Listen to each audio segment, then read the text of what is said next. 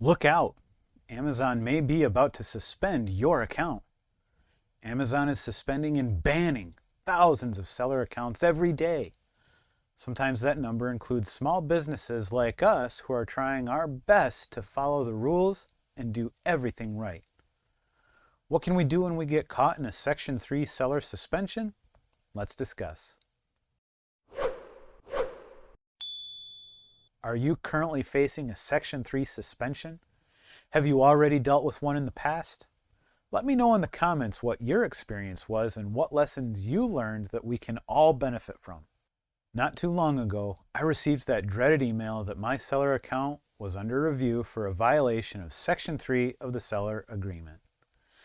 It said, "We've taken this measure because we believe that your account or a related account may have been used to engage in deceptive or illegal activities, blah, blah, blah, blah, blah." They also said that my funds were frozen, I wouldn't be receiving my disbursements, and I needed to submit some paperwork and attend a video interview to verify my identity. So what is a Section 3 suspension?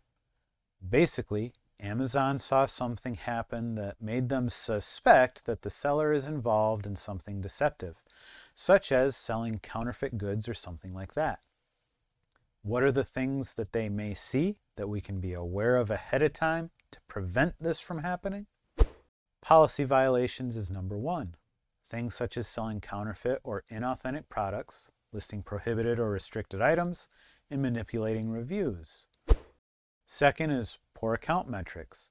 High rates of order defects, late shipments, or cancellations can trigger a suspension, as well as low customer satisfaction metrics like negative feedback or A to Z guarantee claims.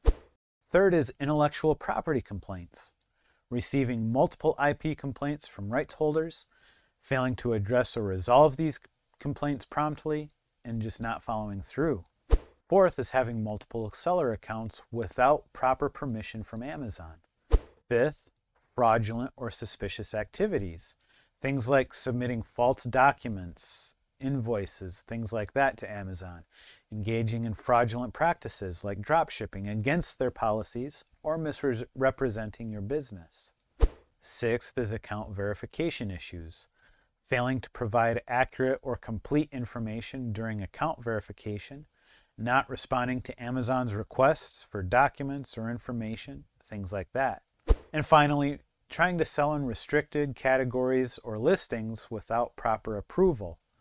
Misclassifying products or using misleading titles and descriptions to circumvent brand and category gating. Things like listing name brand products with the brand listed as generic. Those things can get you suspended. When I received my notice, I was not told at all what triggered it or why they picked me. My conspiracy theory is that they occasionally just pick some random accounts to verify to make sure that they're being legit. We had none of these issues on our account. But in the notice, they said that they wanted some details regarding a few of our ASINs. They wanted purchase verification showing where we got them to show that they were not counterfeit. They wanted proof that we purchased what we sold or had listed and that it was from a legitimate supplier. They wanted to see banking and credit card statements with those transactions showing. They also wanted evidence of our business legitimacy, personal identification, as well as that of our business entity. In the first email we got, there was a link that led me to where I could start uploading the documents they wanted and to arrange the interview. When I got to this page, their portal for uploading documents only allows for one document per category or one file. So where they were asking for a bunch of receipts and credit card statements and so forth, I could only upload one file. So I did upload the first receipt. Then I set up the interview where the guy grilled me about a lot of very random things after wanting to see my driver's license and to be able to get a clear view of it with my face. He went through each ASIN, asking where I purchased them, how I found the supplier, what I did to verify that they were trustworthy, and if it was an online or in-person purchase, and so on. He also asked me a few questions that made me believe that they thought maybe my account was hacked. They wanted to know if I had logged in on my phone through a VPN, which I do when I'm in Walmart connected to their Wi-Fi because I don't trust Walmart. and why I created an account for my wife to access the seller account with her own phone number connected instead of mine for the two-factor authentication, which is obnoxious. The interview took about 30 minutes for him to get through everything to satisfaction. I asked about how to upload the rest of the documents that I wasn't able to do before, and he said that he would be sending me an email as a follow-up to the interview where it would request the rest of those documents, and that I should just reply to that email with the documents as attachments. So that's what I did, and surprise, surprise, Amazon did not receive them. So do not use that method. Instead, after waiting about 10 days, I received another notification email that my account was being deactivated because I didn't respond. I had to dig around and finally found the portal where I could upload the documents because they didn't direct me there in the first place. They didn't even give me a link in the email. Once on this page, they again have several points where you upload different documents. One was where they wanted my ID again. Another was to upload all those receipts with the bank statements, and then another one to upload my business registration documents. At this point, I had heard of someone that created a single file of all their receipts and bank statements, so I did that in Adobe. I created a single document with all of those combined into one, where I could just upload one single document. For my business verification, I conveniently had just submitted my annual report to the state that had all of my information on it and showed the state seal and looked very legit, so I submitted that. This took me all about 15 minutes to submit everything, and then it said that Amazon would review it all and give me a response within 1 to 2 days. Sure enough, 2 days later, I woke up to some emails saying that everything was being restored and I could go back to business as usual. What a relief. But how frustrating it is that just on a whim, Amazon can turn our world upside down, causing all this stress just because they feel like it. Fortunately, we were able to get everything back up and running in a relatively short amount of time, though I've heard of some that had to go through all this nonsense for months. So if you're dealing with a Section 3 suspension with Amazon, do not fret. It is possible to get back up and running. If you've not yet experienced this, here are a couple of lessons that we learned that will help you get back up and running quickly. Always keep good records of everything you purchase and only purchase from legitimate suppliers. Only buy from stores that give good, clear receipts, such as Walmart.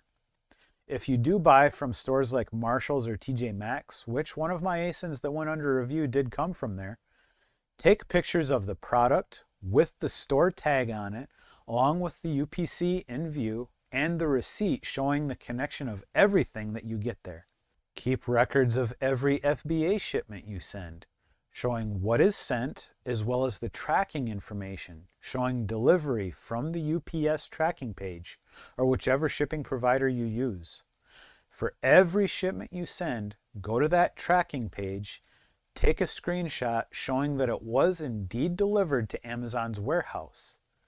You can also take a screenshot on Amazon showing the ASINs in that shipment and that they confirmed that they received them. Apparently in this process, they can't make that connection on their own, even though they already have all of that data. Keep it all organized and easily accessible. Fortunately, we had been following all of this advice already, and my wife was able to have all the documents we needed to submit within about 20 minutes of receiving that initial email. If you don't have this stuff readily available, then be ready to be pulling all of your hair out because life is about to get frustrating. As preventative measures, don't buy any stock that you can't back up and show proper paperwork for. Don't sell brand name products on generic listings or listings labeled with the wrong brand. Keep your seller metrics high with prompt shipping and good packaging and so forth. Give the customers the best experience that you're able to. Respond to counterfeit claims and IP complaints promptly. Keep up with all these things and you should hopefully never experience this. But as I learned, it still isn't a guarantee. Amazon just might pick you for this fun anyway.